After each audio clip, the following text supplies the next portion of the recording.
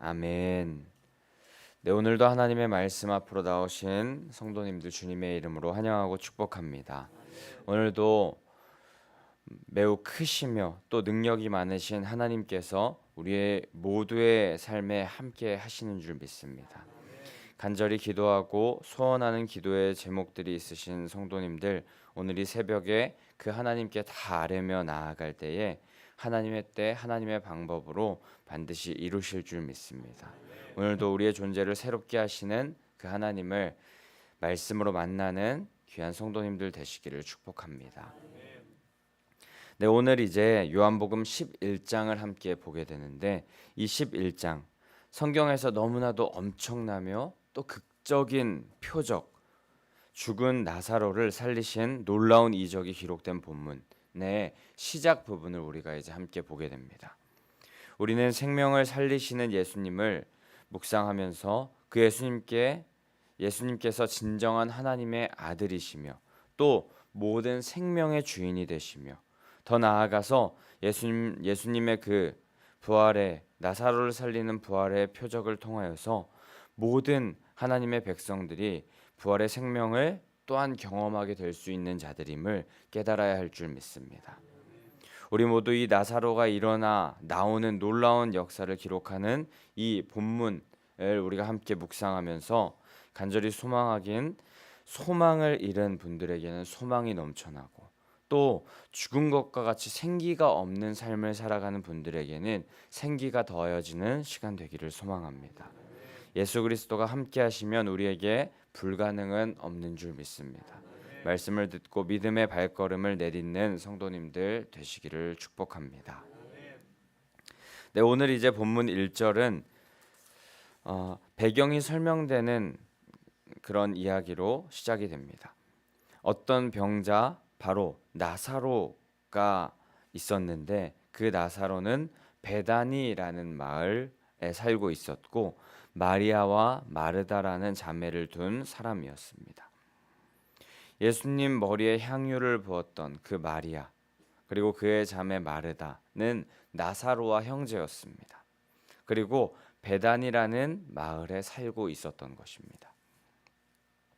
그런데 문제가 있었으니 바로 이 나사로, 그들의 오라버니 나사로가 병들었다는 것입니다. 3절, 4절, 6절에 나사로가 병들었다는 것을 계속하여서 언급하고 있습니다. 그런데 그 병이 가벼운 병은 아니었음을 우리는 말씀을 통해서 알게 됩니다. 3절 말씀에 누이들이 예수님께 나사로의 병을 알리는데, 이것이 보통 병이 아니라 오직 주님만이, 하나님만이 살리실 수 있다는 그런 병으로 여겼기 때문에 예수님께 그가 병들었음을 알렸을 것이고, 또 그 병이 쉬운 병, 가벼운 병은 아니었음을 깨닫게 되는 것은 이후 17절 말씀에 보면 나사로가 무덤에 들어가는, 죽었다는 그 말씀을 통하여서 우리는 이 병이 죽을 병이었다는 것을 알게 됩니다. 그렇게 사랑하시는 자 나사로는 죽을 병에 걸렸던 것입니다. 그렇게 위독한 병에 걸려서 그의 가족 마리아와 마르다는 예수님을 급히 초청하는, 급히 와주실 것을 요청하지만, 왠지 4절 말씀에 보니까 예수님이 조금 느긋하신 것 같습니다. 이 병은 죽을 병이 아니니라 라고 하시면서 6절 말씀에 보면 그 계시던 곳에 이틀 더 유하셨다 라고 그렇게 기록이 됩니다. 급박한 상황, 죽을 병에 놓인 그 나사로를 살려달라고, 그 병을 좀 보러 와달라고 그렇게 부탁한 것인데, 예수님께서는 급박하지 않으십니다. 마리아와 마르다, 다른 사람들은 급박한데 예수님은 느긋하십니다. 왜일까요? 4절 말씀 후반부에 보면은 그 답을 찾을 수 있는데, 4절 한번 우리가 다시 한번 읽어보았으면 좋겠습니다. 4절입니다. 시작. 예수께서 들으시고 이르시되 이 병은 죽을 병이 아니라 하나님의 영광을 위함이요 하나님의 아들이 이로 말미암아 영광을 받으시게 함이라 하시더라. 아멘. 이 말씀에서 예수님이 느긋하셨던 이유, 그것은 그 병은 죽을 병이 아니라는 것이었고, 또 이 병을 통하여서는 죽음이 드러나는 것, 그런 것이 아니라 하나님의 영광이 드러날 것이기 때문이다 라고 말씀하십니다. 이 본문을 원어로 살펴보면서 원어를 직역해 보게 되면은 이 병은 죽음을 향하여 있지 않다. 하나님의 아들이 그 병으로 말미암아 영화롭게 되기 위함이다. 이 병은 하나님의 아들이 영화롭게 되기 위한 방향에 설정되어 있다라고 그렇게 해석이 된다고 합니다. 그 병이 향하는 곳은 죽음이 아니라 하나님의 영광이었던 것입니다. 그렇게 예수님은 느긋하셨던 것입니다. 그래서 예수님은 나사로가 병든 것을 들으시고도 아시고도 그 계시던 곳에 이틀 더 유하시며 느긋하실 수 있었던 것입니다. 성도님들, 우리가 삶을 살아갈 때 지금 당장에 주님 해결해 주셔야 됩니다 라고 하는 문제들이 있습니다. 지금 당장에 해결해 주시면 안 될 것 같은 일들이 있습니다. 우리의 생각에 지금 당장 어떻게든 이 일이 해결되지 않으면 진짜 큰일이 날 것 같다라는 그런 상황, 그런 일들이 있을 수 있습니다. 그래서 간절히 기도하면서 주님의 도우심을 구하지만 그럴 때에 하나님께서는 그 간절한 기도에 침묵하실 것 같은 때가 있습니다. 오늘 본문 예수님처럼 예수님 너무 느긋하신 것 아닌가라는 생각이 들 때도 있습니다. 그런데 그 이유는 무엇입니까? 바로 나사로의 무덤, 그리고 부활을 통하여서 하나님께서 영광을 받으시려 하시기 때문입니다. 그 문제와 해결되지 않는 사건들을 통하여서 오히려 우리들을 하나님의 역사에 참여하게 하시고 또 쓰임 받게 하시려는 하나님의 놀라우신 큰 계획 안에 있기 때문입니다. 그것이 하나님의 뜻이기 때문입니다. 예수님께서 이틀이나 더 있었던 곳에 유하셨던 이유, 나사로가 완전히 죽었던 것임을 많은 사람에게 확실히 알게 하기 위함이셨습니다. 사람의 힘으로는 어찌할 수 없는 자리까지 가게 하기 위함입니다. 그리고 그 완전한 죽음이 부활을 통하여서 반전되어 하나님의 영광을 드러내기 위함이었던 것입니다. 성도님들, 우리의 기도에 응답하지 않으시고 침묵하시며 느긋하신 것 같은 하나님께 불평하고 계십니까? 아무 대답 없으신 것 같은 하나님께 실망하셨습니까? 실망하고 불평하고 낙심하지 마시기 바랍니다. 예수님은 5절에 그 동생과 나사로를 사랑하셨던 그 사랑으로 우리에게도 큰 사랑의 계획을 가지고 쉼없이 계속하여 지금도 일하고 계시는 줄 믿습니다. 우리를 우리의 생각보다 훨씬 더 크신 그 하나님의 구원 역사에 참여시키시려는 놀라운 계획 때문에 우리에게 지금 잠시 침묵하시는 것 같고 느긋하신 것 같은 것 기억하면서 부디 하나님의 때를 기다리며 참고 인내하셔서 그 크신 하나님의 영광에 참여하시는 귀한 성도님들 되시기를, 그 영광에 참여하기를 기뻐하는 성도님들 되시기를 주님의 이름으로 축복합니다. 그렇게 느긋하셨던 예수님은 이제 베다니를 향하여서 유대로 향하십니다. 베다니가 있는 유대 땅으로 향하십니다. 그런데 그 유대에서는 유대에 살아가는 유대인들은 여전히 예수님을 잡으려고, 심지어 예수님을 죽이려고 혈안인데도 불구하고 예수님은 그 폭도들이 있는 그곳으로 향하십니다. 8절 말씀에 보면 제자들이 예수님 그 위험한 곳으로 또 가십니까?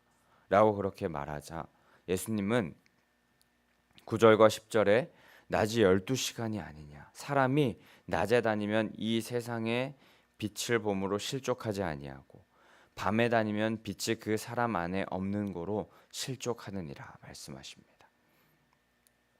밝을 동안에 우리가 해야 할 일이 있으며 빛이신 예수님과 함께 거한다면 두려울 것이 없다는 것, 두려워할 필요가 없다는 말씀을 하시는 것이고, 그렇기 때문에 유대를 향하여 내가 나아간다라고 예수님께서 말씀하시며 유대로 향하여서 그 사람들에게 빛을 나타내시기 위하여서, 또 빛이 필요한 사람들에게 빛을 비추기 위하여서, 또 자신이 진정한 빛이라는 것을 말씀하기 위하여서 그곳으로 나아가시는 예수님을 보게 됩니다.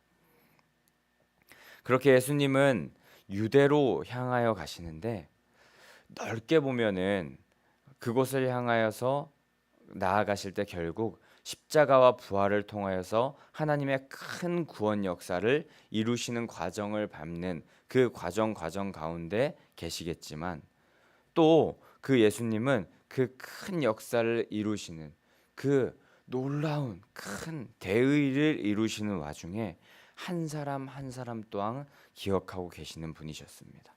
11절 말씀에 보면은 그 말씀을 하신 후에 또 이르시되 사랑하시는 자 우리 친구 나사로를 깨우러 간다라고 그렇게 말씀하십니다. 예수님은 모든 인류의 죄악을 해결하시기 위해서 오셨고, 또 엄청난 큰 일, 대의를 이루려고 하셨지만, 그와 동시에 그것과는 어떻게 보면 비교도 안 되는 하찮은 것 같은 작은 자 한 사람을 기억하고 계셨던 것입니다. 선한 목자이신 예수님은 각각 양들의 이름을 불러주고 계셨고, 또 그들을 푸른 초장 쉴만한 물가로 인도하려 하셨던 것입니다. 예수님의 친구인 우리들 또한 예수님께서는 오늘 우리 각자의 이름을 불러주시고 구원하여 주시며 새 희망을 허락하여 주시는 줄 믿습니다. 이후에 11절부터 13절까지는 예수님과 제자들의 이해와 그 바라보는 관점이 다름을 말씀하시는데, 예수님의 잠 그리고 제자들의 잠의 개념이 달랐음을 알게 됩니다.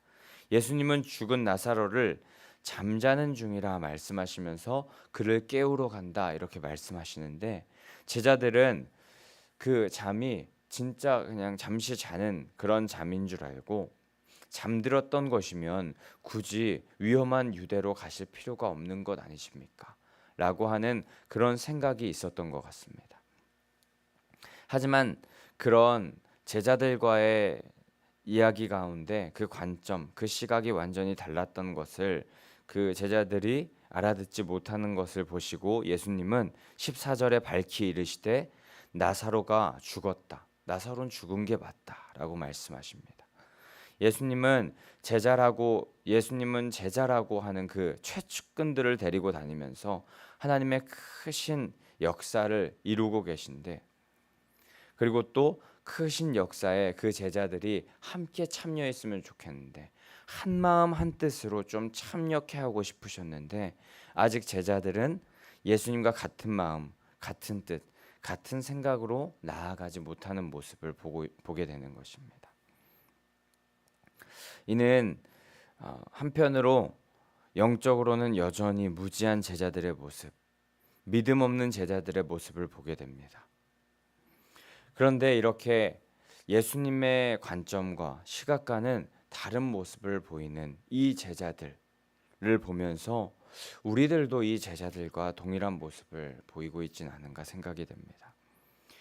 우리는 이미 성경 말씀을 통하여서 예수님의 생애, 또 하나님의 놀라운 이적, 기적, 하나님께서 어떤 일을 행하시고 어떤 마음을 품으셨었는지 말씀을 통하여서 많이 듣고 또 보면서 알고 있는 자들이며, 또 교회에 다니면서 하나님의 자녀라고, 예수님의 제자라고, 그리스도인이라고 우리 자신을 소개하면서 말하고 다니지만, 순간순간 상황, 또 순간순간에 우리가 살고 있는 환경 속에서 하나님의 생각과 하나님의 관점과는 다른 방향으로 살아가는 우리들의 모습을 보이지 않습니까?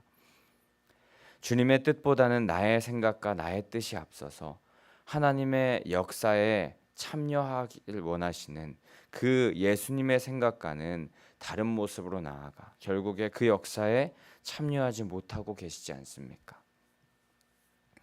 바라기는 오늘 이 새벽에 하나님의 꿈이 우리의 비전이 되고, 예수님의 성품이 우리의 인격이 되며 또 성령님의 권능이 우리의 권능이 되는, 우리의 능력이 되는 그런 시간 되기를, 그런 우리들의 모습이 되기를 기도하는 시간 되기를 축복합니다.